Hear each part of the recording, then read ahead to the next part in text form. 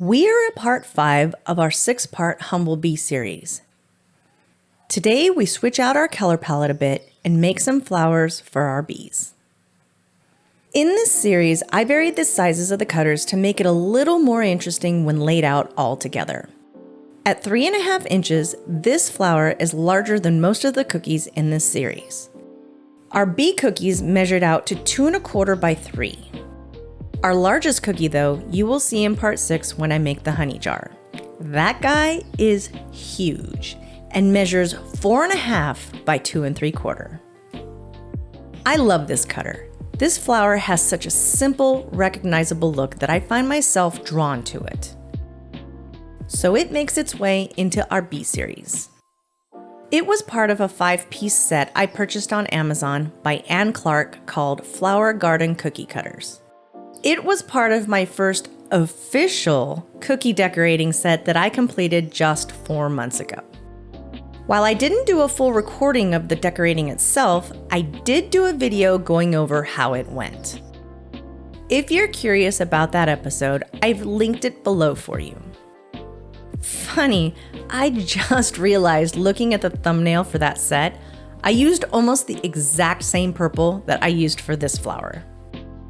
I guess I like purple more than I thought. Stay tuned because later in this episode, I will show you how I made this rich purple icing. And speaking of colors, I cannot get over just how beautiful this orange is. I made it primarily for the hives, honey, and hexagons for this series, but I think it works perfectly here. A lot went into making it, and I'll show you that in our next episode as well. I'm using a 1 consistency outline and flood here, which right now is my preferred method. I decided not to wait for the center to dry before flooding with the purple. I'm flooding immediately instead of using the flooding in sections technique that is really the highlighted technique of this series. I want the orange and the purple to melt together and lay flat. I also decided not to flood the whole cookie all at once. I think I'm just scared my icing will start to set up before I finish playing around with my scribe. Which is a little odd if you consider I wanted to have the 2 colors melt together. Because I'm so slow at flooding and scribing my cookie, it could have not only caused a half-moon shaped dent where the icings meet together, but also where the purples meet up. Luckily, neither happened. I do notice that my icing has started to separate a little. You can see here that there are little lighter, almost white streaks all throughout the purple. This is completely normal after the icing has been sitting for a while. And this flower was one of the last cookies I decorated, so my purple had been sitting for several hours before I ever even picked it up. I have heard many cookie decorators say it's possible to play around with the bag a bit and massage the colors back together. However, honestly, I don't find this to be terribly effective. I've tried it a few times, mostly because just like I hear so much about how awful cratering is, we should be worried about our icing separating. Here's my professional opinion. It looks fine. Not really only that, I think it looks kind of cool. Now, each and every one of us has different things that we just don't like.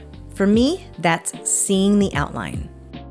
So if you are concerned about your icing separating, the best way to fix it is taking your icing out of the bag, mixing it up, and putting it into a new bag.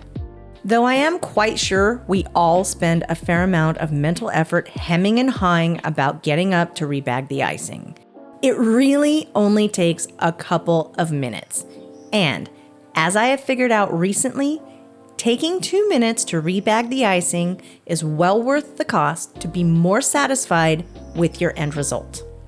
Especially if you are making more than a couple of cookies.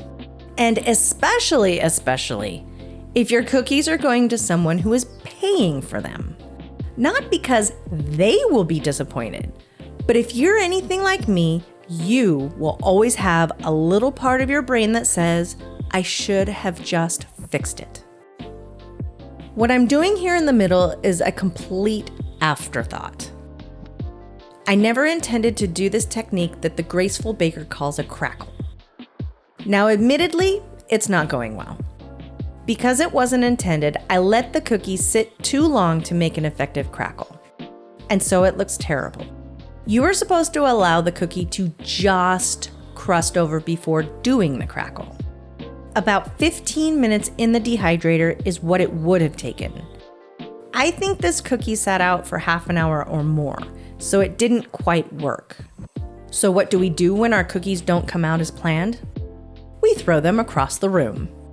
Half kidding. I haven't ever actually thrown the cookies across the room, but I have really considered it.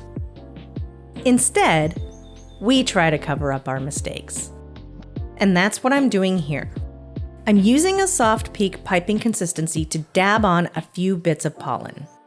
In looking at the finished product, I could have gone back in after the first bits crusted over and put a second layer of pollen, and I think that would have looked better. But as of the time of this editing, I've already eaten this cookie, which in my estimation, makes it a little too late.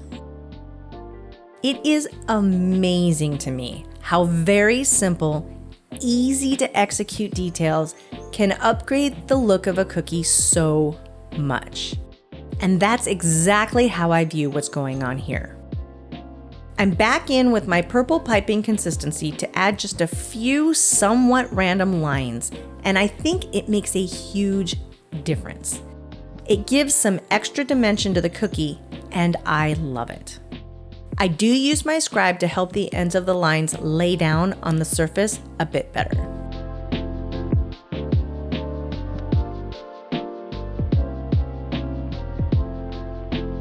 Now for the pièce de résistance. Did you know that pièce de résistance is a French term that means piece of resistance and refers to the most impressive, noteworthy, or prized feature of a collection, series, meal, or cookie? I added in that last part. I had no idea what it actually meant, which is why I just had to look it up. I skipped out of taking a language in high school after 1 week of French.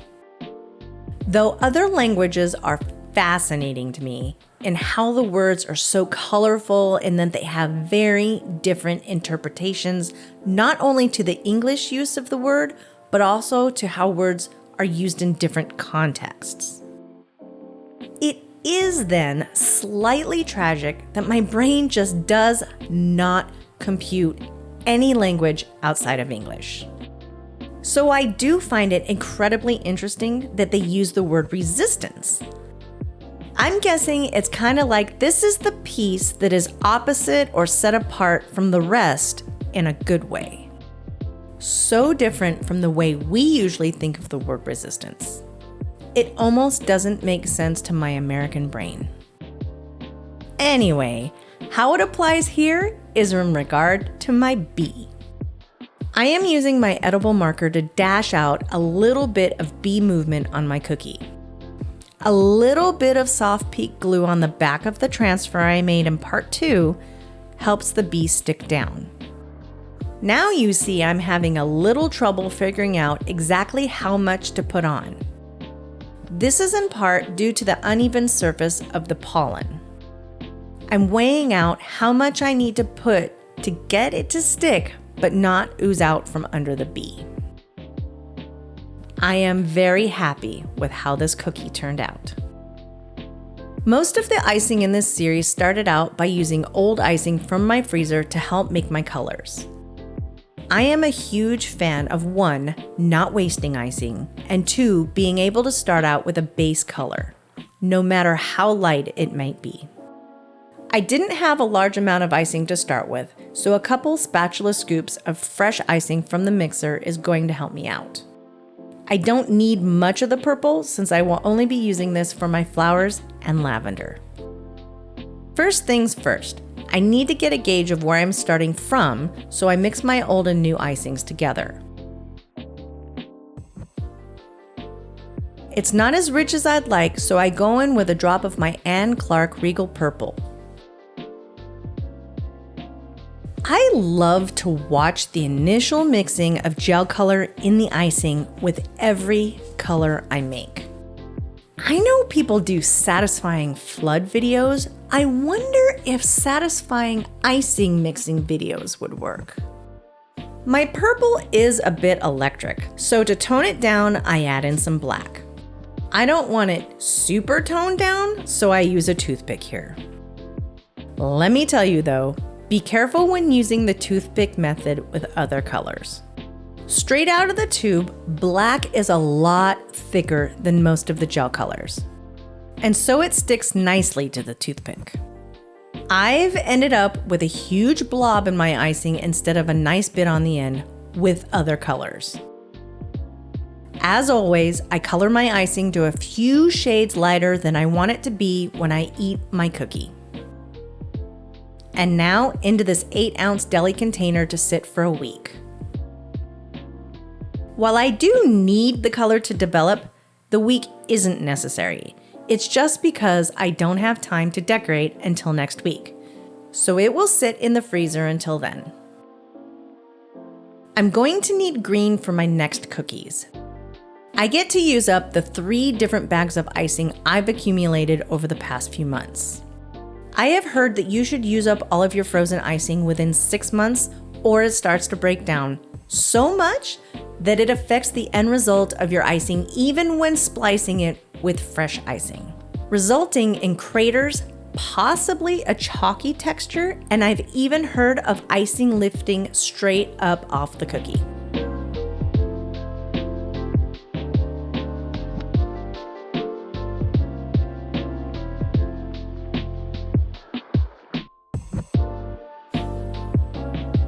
I need both my purple and green icings to be of a similar tone, but this time I go in with some mocha brown instead of black.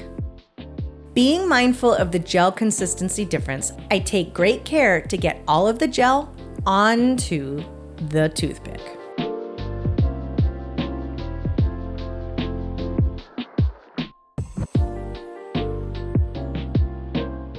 And I definitely need a darker green.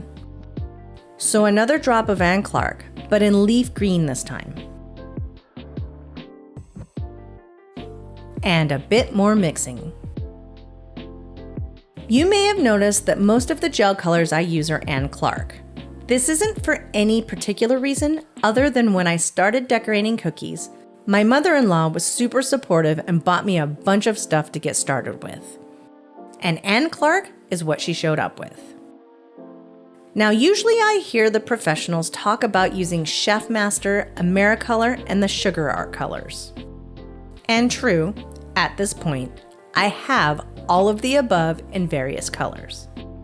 But I have not yet found Ann Clark to be lacking in any way. And as of right now, this little pack is $24.99 on Amazon, which will save you a few dollars over the other brands. A lot goes into making icing colors.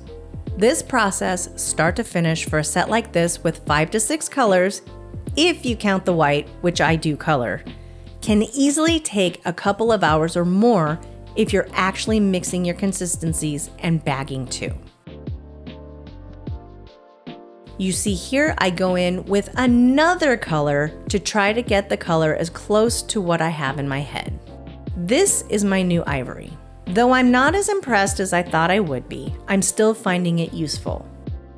I'm not sure if I need to use more or if the concentration just isn't very heavy. It does seem a bit on the watery side. This is Chef Master. Maybe next time I order, I'll try a different brand of ivory. Darker. I want a darker, more saturated green. Getting slightly impatient, a nice big blop of leaf green goes in.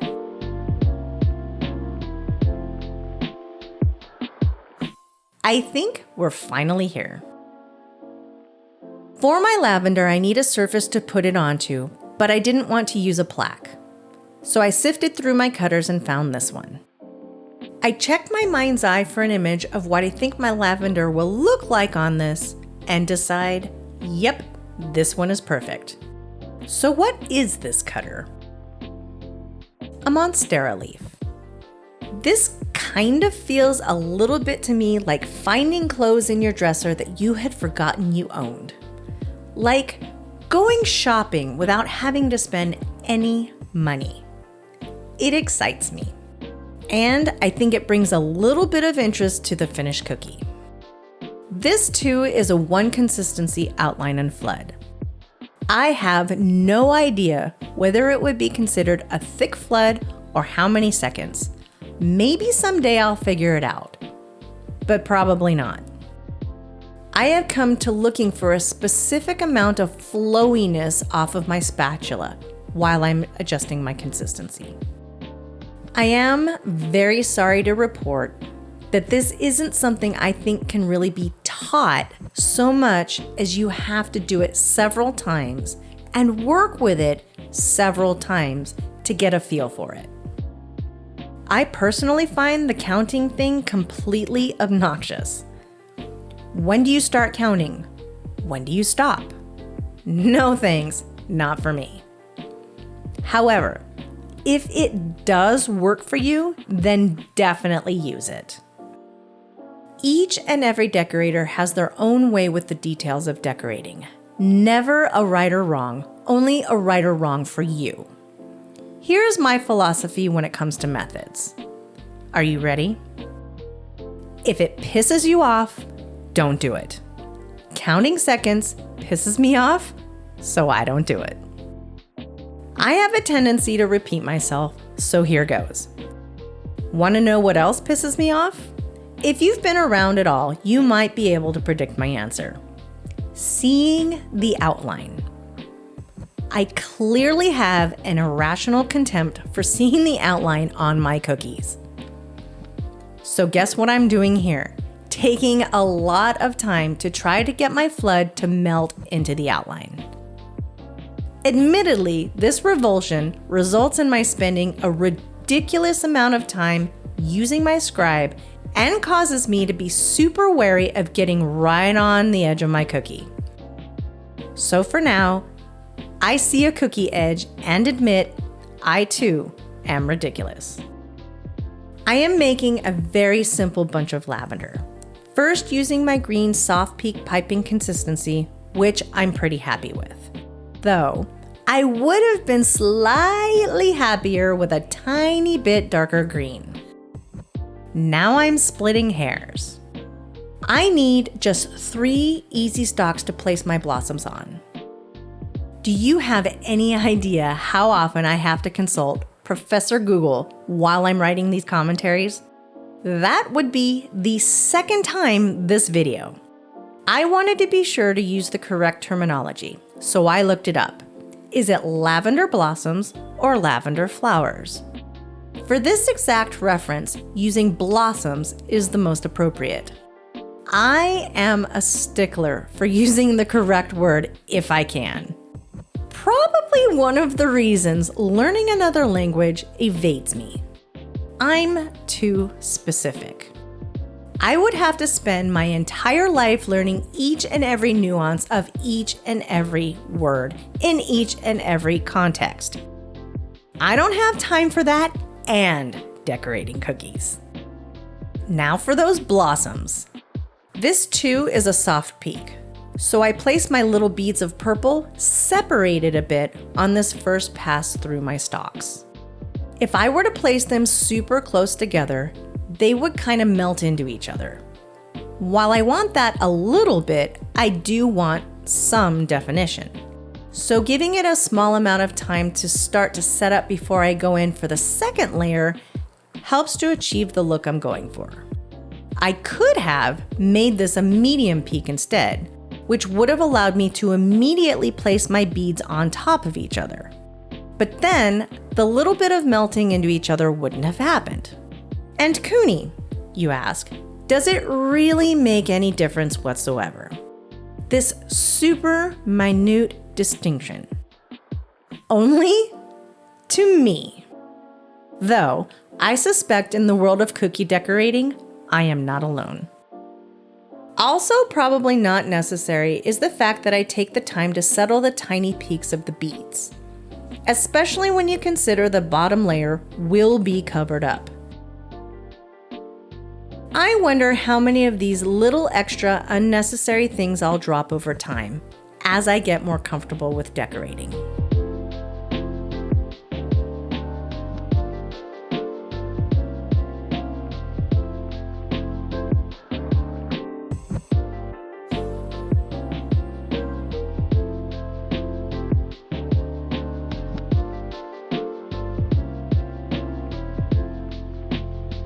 One little tie with my black icing and almost done.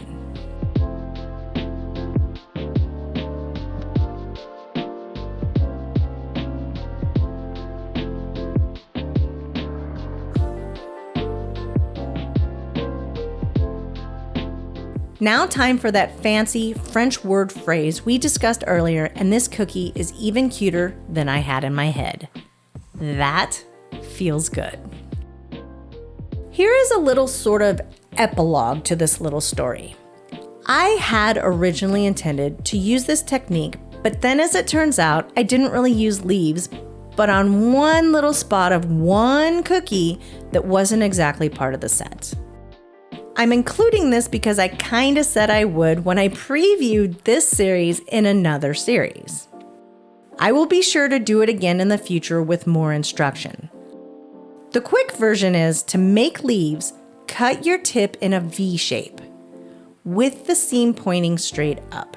Then when you go to pipe, you leave the bag in the same position and you sort of jiggle the bag into the icing and back out of the icing. Then at the end of the leaf, take off the pressure and lift up. It did work, and I'm looking forward to doing it again in the future. See you next time for the end of this series, when I decorate hives for our bees and a honey jar. Next time on Kuny's Cookie Chronicles. This is the final episode of our 6-part Humble Bee series. Today I reveal how I colored my honey icing, flood the cutest beehives, and make a honey jar. Stay tuned till the end for a surprise segment.